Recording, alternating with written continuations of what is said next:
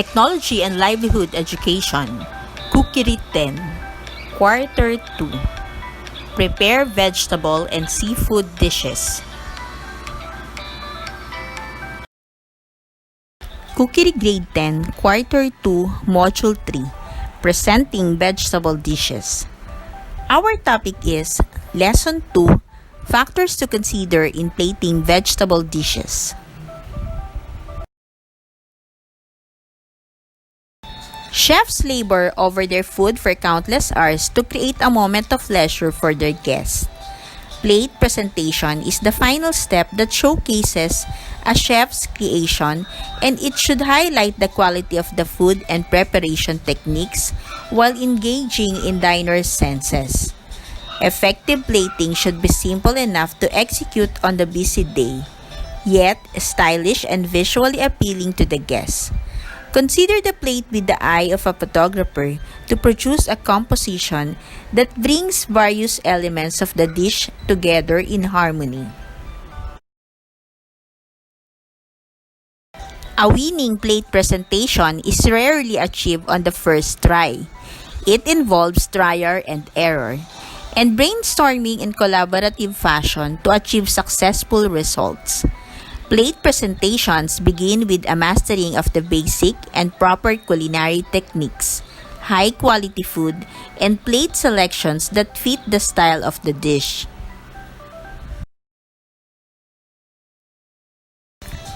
Food presentation is just necessary to the success of a dish as its taste and flavor.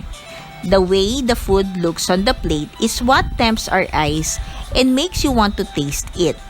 Imagine how your room looks when it's messy and how it looks when you clean it up. The same with the ingredients, different results. It is just as true with the food presentation and how the elements are arranged on the plate. Food presentation is important in the sense that it can make or break a restaurant. At the same time, it can turn dinner party into a great success if done right. No matter how delicious a dish may be, if it's served on a dirty plate, you will definitely not to be tempted to taste it. Make sure all the plates are sparkling clean. A plate should engage the senses and draw the diner into it. The dish should be carefully planned to balance taste, textures, colors, and cooking methods. With a little extra time spent in plating, you can utilize the texture, color, and taste of the food to create a masterpiece on a plate. A story for your guests to eat first with their eyes and then with their mouths. The following are the things to remember before plating food. Before you begin preparing your dish, you should consider the kind of cuisine you're serving. Are you making a hearty dinner steak or are you preparing a delicate side dish or appetizer? You can't start building your plate until all of the flavors are finalized, and so it's wise to have your ingredients prepared before you begin the actual plating process. In addition, you want to consider portion sizes before begin plating. To do so, focus on balancing your protein, carbohydrate, and vegetable to create a nutritionally balanced meal. Ultimately, ingredients carefully placed will create art, but presentation should never outshine taste. Guidelines for plating food. Number 1. Choose the perfect plate. Selecting the right plate for your meal is the key to attractive food presentation. Here are some things to keep in mind. Choose the right plate. One way to conceptualize plating is to think yourself as an artist and the plate as your canvas and the food as your medium. Next is to choose the right size plate. Choose your plate wisely by making sure it's big enough to allow your food to stand out, but small enough that your portions don't look too small. Next is to choose a complementary plate color. The color of your plate is always significant. White plates are popular because they create high contrast and provide a neutral background for your colorful creations. Utilize white space by thinking of them as a rim of your frame and consider using the rule of thirds to highlight your plate's focal points. When applied to cooking, the rule of thirds prescribes placing the focal point of your dish to either the left or the right side of the plate rather than the center. Number 2, placing your ingredients. Here are a few of the most important aspects to consider as you build your dish. Plate with a clock in mind. As you begin plating your ingredients, picture the face of a clock. From the diner's point of view, your protein should be between 3 to 9 o'clock, your starch or carbohydrates from 9 to 12 o'clock, and your vegetable from 12 to 3 o'clock. Use moist ingredients as your base. Another rule of thumb is to plate moist or runny ingredients first, as they tend to move during delivery if they aren't held down by other foods. One way to anchor ingredients is by placing other foods on top of them. For example, you can angle sliced meat or vegetables against purees and mashed vegetables. Next is to serve odd amounts of food. If you're serving small foods like shrimp, scallops, or bite-sized appetizers, always give guests odd quantities. Serving 7 Brussels sprouts instead of 6 creates more visual appeal, and diners will also perceive that they're getting more food. Place food to create flavor bites. Essentially, flavor bites are forkfuls of food that combine all of the ingredients in your dish into one bite. Creating flavor bites is the perfect accompaniment to creative plating as it pleases both the eye and the taste buds. Overcrowding your plate. Be sure to never overcrowd your canvas and keep it simple by focusing on one ingredient, usually the protein. Finding a focal point also ensures that the accompanying ingredients will play a complementary supporting role. Number 3, pay attention to the details. As you plate your dish, you'll also want to pay attention to details. Think about color and contrast. One of the best kept secrets to beautiful plating is paying close attention to the details.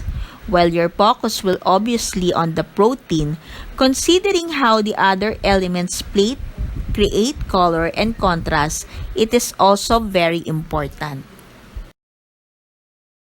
You can create a beautiful background for your plate by adding green vegetables or brightly colored fruits as accent points. Similarly, try to pair ingredients with complementary colors as this will further enhance your dish visual appeal. Create height on your plate. Another way to catch your guests' eyes is to utilize the power of height. While compactly stacking ingredients isn't as popular as it was 5 or 10 years ago, creating a tall plate can go a long way towards enhancing visual appeal. You can also balance out ingredients by leaning long, flat items against them. For example, you can plate your steak on top of polenta and lean asparagus spears against them at 45-degree angle. Use texture to enhance your dish. Finally, don't forget about texture. Contrasting a smooth vegetable puree with crunchy onion straw or topping a steak with crumbled blue cheese creates appealing textures, combinations that are classic in high-end cuisine. Number 4, design and create with sauces. Once you've plated your main ingredients, you're ready to top your dish with delicious sauces. Don't just pour the sauce carelessly all over the plate. Instead, think of your squeeze bottle or spoon as a paintbrush and your sauce as a medium, then use them to enhance your plate. One way to do this is to create accent dots on your side of your plate while considering the rule of thirds, or by lightly drizzling sauce over the main ingredients so guests get a little bit of a sauce in every bite. Number 5, use garnishes purposefully. In the past, chefs casually threw a piece of kale and an orange slice onto every plate as it left the kitchen. However, these garnishes didn't add anything exciting to the dish, and few guests even ate them in the first place. Here are a few examples of smart garnishes and how to incorporate them. Choose edible garnishes. As you finish plating, remember that garnishes must be related to the dish and should always be edible. Ultimately, they're designed to enhance and complement the flavors of the entree you've created, not distract from them. Place garnishes purposefully. Similarly, never heap garnishes in one corner of the plate. Instead, scatter them thoughtfully in order to add color or texture. Also, avoid using unappetizing garnishes like raw herbs, large chunks of citrus, and anything with strong odor. Lastly, make sure your garnishes are quick and easy to apply so food still goes out piping hot. Plating tools. Having the proper food presentation and plating tools is essential to a high quality plating. Here are a few items you should be sure to purchase it if you don't already own them. First is the decorating brushes. As one of the most important products in any chef's toolkit, decorating brushes have a variety of applications. You can use them for both detailed line work and broad strokes as you apply sauces or when plating purees, coulis beneath meat or vegetables. Number 2 is the garnishing kits. Garnishing kits come with everything you need to garnish all of your signature dishes, including plating wedges, tongs, squeeze bottles, and brushes. Number 3, molds. Molds are also very important when plating food. By cutting ingredients to a specific shape and size, you'll provide visual appeal and keep your plate tidy.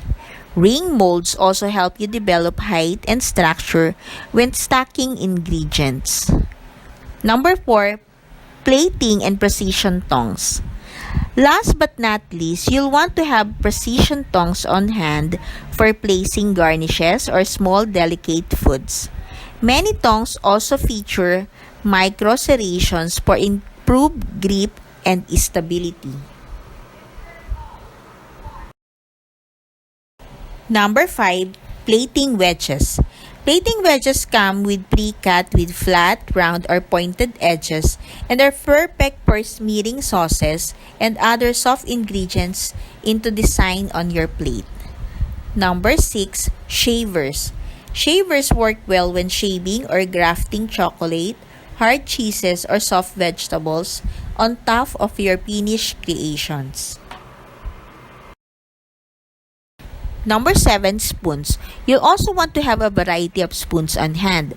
Sauce spoons help you drag smears of sauce across your plate. And you can also choose a utensil with a tapered bowl that's perfect for drizzling and pouring. Additionally, slatted spoons quickly separate solids from liquids as you complete your presentation. And number 8, squeeze bottles. Squeeze bottles are ideal when applying sauces or aiolis to your finished plate. Many of these items come with adjustable precision control tips that allow you to apply the perfect amount of product.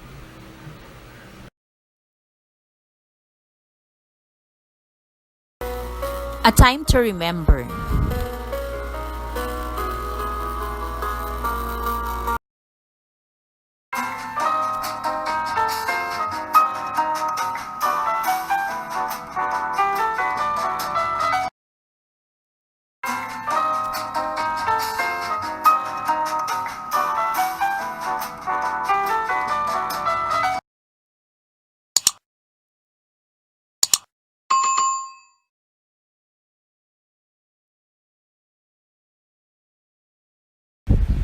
This is Maylene Huliganga. Thank you for watching.